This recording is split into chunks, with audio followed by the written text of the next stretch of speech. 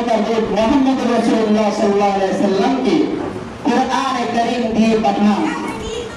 আল্লাহ তাআলা গোটা পৃথিবীর সকল মানুষদেরকে সংকলন করে কোরআনে কারীমের আয়াত নাযিল করেন। কোরআনে কারীমে আল্লাহ রাব্বুল আলামিন বলেন, ইয়া আইয়ুহান নাসু যকুরু নি'মাতাল্লাহি আলাইকুম হাল মিন খালিকিন গায়রুল্লাহ। আল্লাহ তাআলা কি বলেন? ইয়া আইয়ুহান নাস, হে মানুষসকল, তোমরা যারা কোরআনে কারীমকে শ্রবণ করতেছো, যকুরু নি'মাতাল্লাহি আলাইকুম, আমি আল্লাহ তাআলা তোমাদের উপর কি কি নিয়ামত দিয়েছি, নিয়ামতের কথা একটু চিন্তা করো। চোখ দুটা বন্ধ করে বালিশের সাথে মাথা লাগিয়ে চিন্তা করো, আমি আল্লাহ তাআলা তোমাদেরকে কি কি নিয়ামত দিয়েছি। কে বলছে এটা? আল্লাহ তাআলা আমাদেরকে চিন্তা করার জন্য বলছেন। তাহলে বলতেছেন হাল মিন খালিকিন গায়রুল্লাহ, এটা হালকা ইস্তেফানিয়া।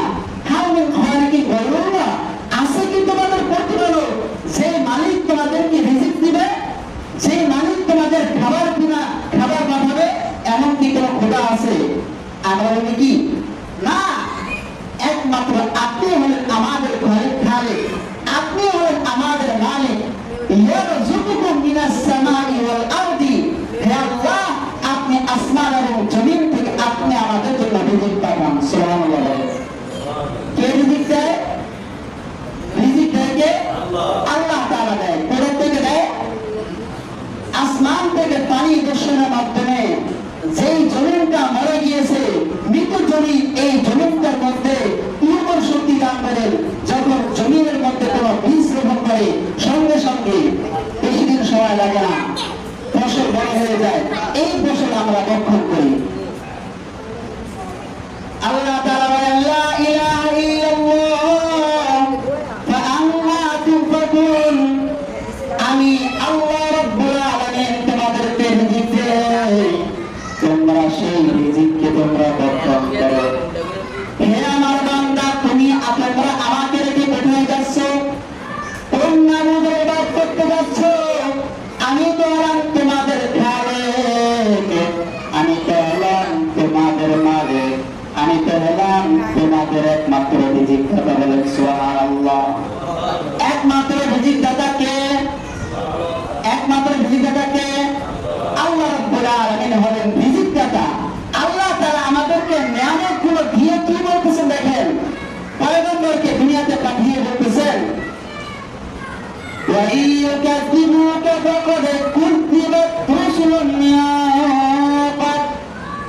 হে পয়গম্বর, আমি জানি আপনার আগে অনেক পয়গম্বরকে আমি দুনিয়াতে পাঠিয়েছি, হাজারো নিয়ামত দিয়ে তাদেরকে নিয়ামত দিয়ে ডেকে রেখেছি। তাদের আমি নিয়ামত দিতে কোনো কিছুই কমতি করিনি। অথচ আমি যখন আমার বান্দাদের কাছে যখন একজন আমার পক্ষ থেকে বার্তা পাঠালাম, আমার পক্ষ থেকে যখন কোন নবীকে পাঠালাম, তখন এই সমস্ত পয়গম্বরদেরকে তারা অস্বীকার করলো। কি করলো? অস্বীকার করলো। আল্লাহ তাআলা ছেড়ে বুঝেই তার প্রিয় বন্ধু মুহাম্মদুর রাসূলকে বললেন, ও মুহাম্মদুর রাসূল, আমি জানি দুনিয়াতে যখন তুমি দাওয়াতের কাজ করবে, যখন মানুষের কাছে কোরআনের কথা বলবে, মানুষের কাছে যখন শরীয়তের কথা বলবে, তখন মানুষ তোমাকে অস্বীকার করবে, তোমাকে নিয়ে তিরস্কার করবে, তোমাকে নিয়ে মন্দ কথা বলবে। কে বলতেছে এটা? আল্লাহ তাআলা অগ্রিম তার বন্ধুকে ঘোষণা দিচ্ছেন,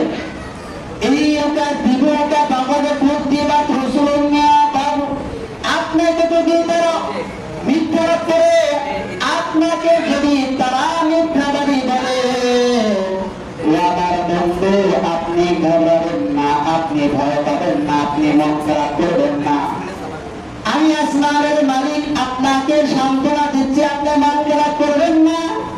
আপনার আগে আমি যত পয়গম্বরকে দুনিয়াতে পাঠিয়েছিলাম, প্রত্যেকটা পয়গম্বরকে তারা অস্বীকার করেছে, তারা মিথ্যা মিথ্যাবাদী বলেছে, তারা পাগল হিসেবে আখ্যায়িত করেছে। সমাজের মধ্যে আপনি ঘাবড়াবেন না।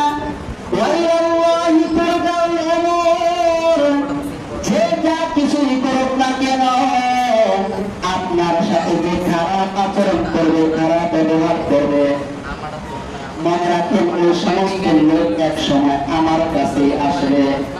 বলেন কার কাছে আসবে? আমি আল্লাহর কাছে আসবে। সেই দিন তার হিসাব নিকাশ আমি বুঝিয়ে দিব। পয়গম্বর, আপনি আপনার কাজ চালিয়ে যান, আপনি আপনার কাজ চালিয়ে যান।